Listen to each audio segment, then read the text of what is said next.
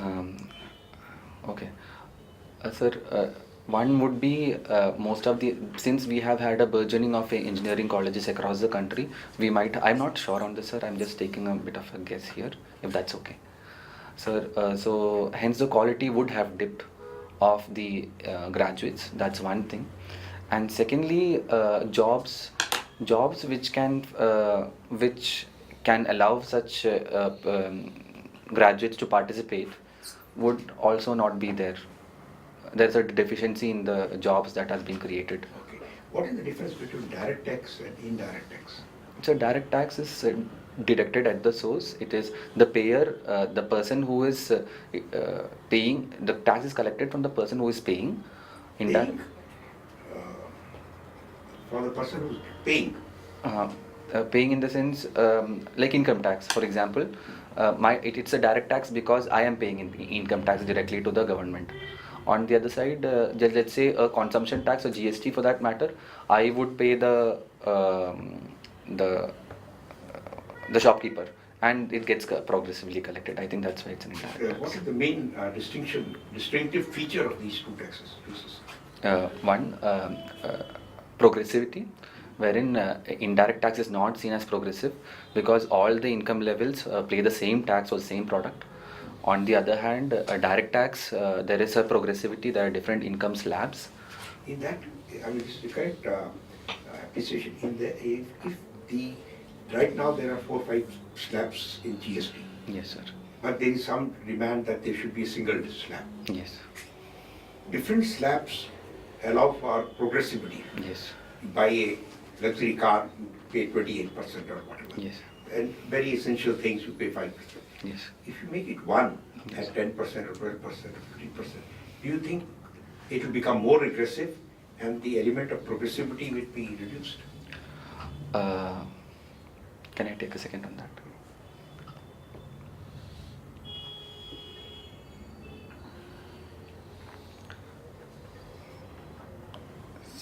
Sir, yes, I think the element of progressivity would go down if the tax, the goods at the lower end of the tax is also brought up, like a 5% tax is brought to 17%. So that there the progressivity goes down. But at the same time, what is beneficial is that the administration becomes much more easy. Tax evasion would be much lesser. My final question would be that do you think this system of reservation, what you call food rights and others, at some stage it should end, or do you think it should go on? I believe at some stage it should end. When would that stage come according to you? In two manners. One is in a quantitative and the other is a qualitative manner. Quantitative manner in the sense that the proportion of population of the scheduled caste and let's say scheduled tribes reflects in the educational institutions and other spaces. Qualitatively, in the sense that these castes would have reached a point wherein they can participate in the decision making at the upper echelons of the country. What economic forces would result in, market forces and economic forces, would result in that people don't care about reservations, that they say they are of no meaning? Would that stage, what would bring that stage in India? One, sir, if there is plenty of jobs and plenty of educational institutions of quality, wherein we are not vying for the same resources, a lot of population vying for the same resources. Right. Well, Vivek, Yes, you are sir. from Kannur. Yes, sir. What was its earlier name? Cannanore, Kannur. It is in the northern and northern part of Kerala, sir. bordering Karnataka. Yes. I see. Now, the western Ghats, Yes. between Tamil Nadu and Kerala, there are 2 openings in the Ghats. Yes. Where are these? Sir, one is Palakkad Gap, and the other is within Kerala. Are we looking at within Kerala, sir? From Tamil Nadu to Kerala. Okay, sir. So one is the Palakkad Gap, the other is the Shastam Kota, I think. So. Shenkota. Shenkota Gap. Near Madurai. Yeah. You must be very fast and very quick. Sorry, sir.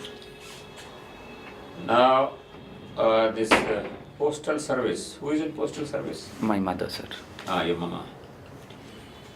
Now, what is so unique about the Indian post offices? So the reach of the Indian Post Office is extremely Yes. unique. How many at the last count?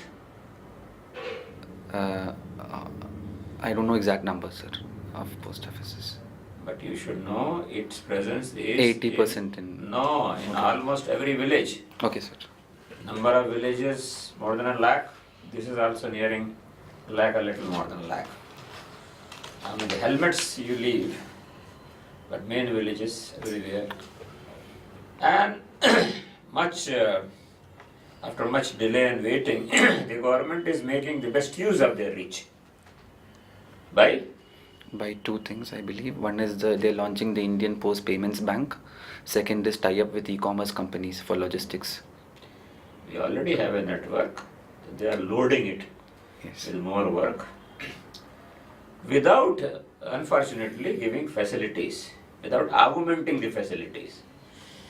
The same cycle wala, or on the foot, the man goes from door to door. It's the largest service of its kind in the world, my dear. Okay. Okay, sir. Now, the recent disaster in Kerala, Yes, sir. Yes. why it happened? Two reasons. So one, because we had from a geography side, we have had heavy rainfall this year, 23% greater than usually what we are having. Second, the Western Ghats, the kind of administration. My dear, unmindful urbanization. Okay, sir. We are so greedy, we are cutting down left and right all the trees. Yes, sir. So landslides. Yes, sir. No, 1, 2. This is the reason. And the others are byproduct of that. The central government said no to UAE assistance. Why?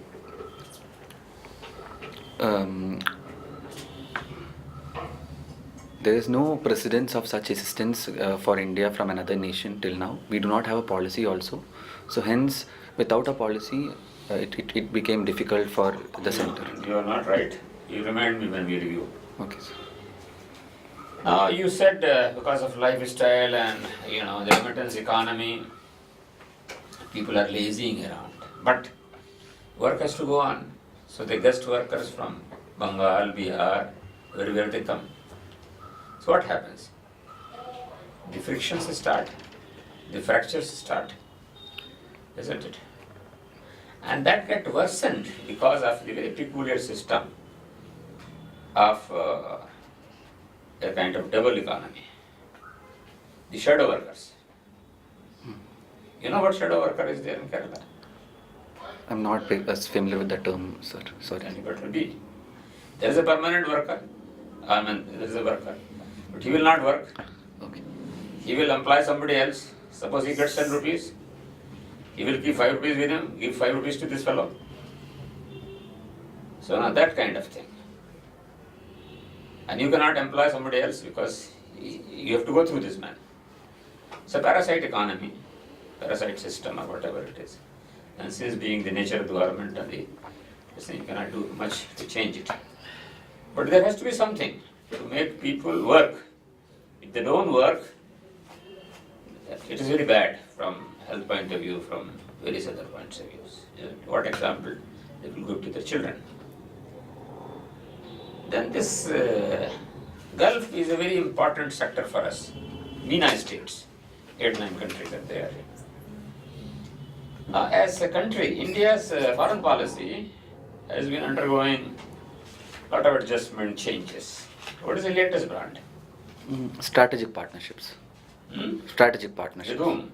With different nations. I am on Gulf only, man. Okay.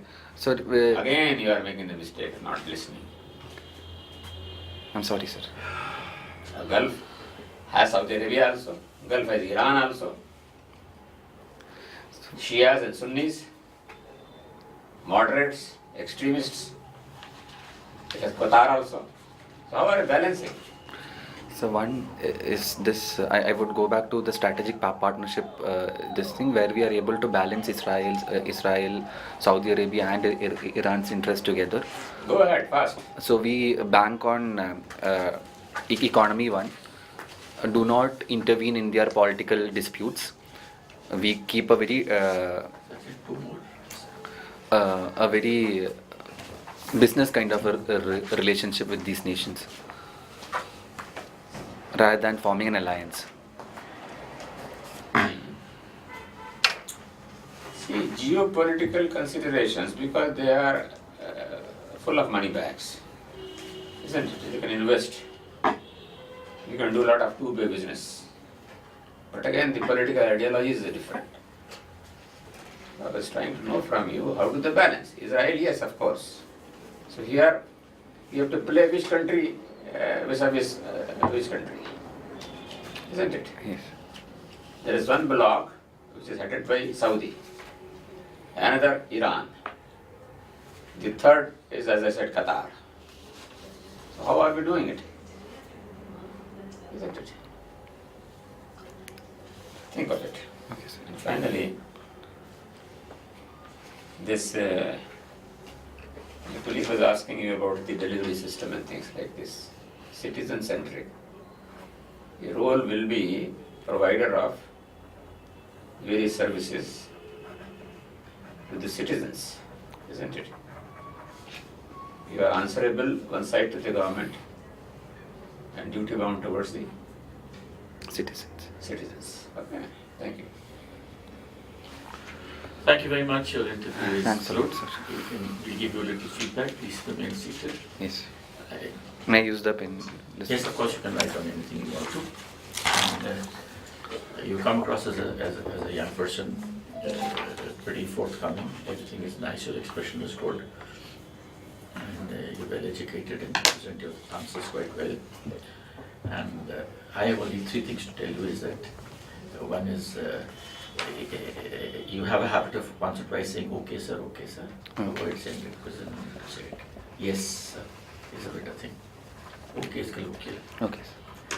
Yes, And, sir. then 2-3 times you said may I take a guess. That's not a very appropriate way of saying it. If you have a view on a thing, you say, sir, I like to only give my view. I have a view. I can only give my view.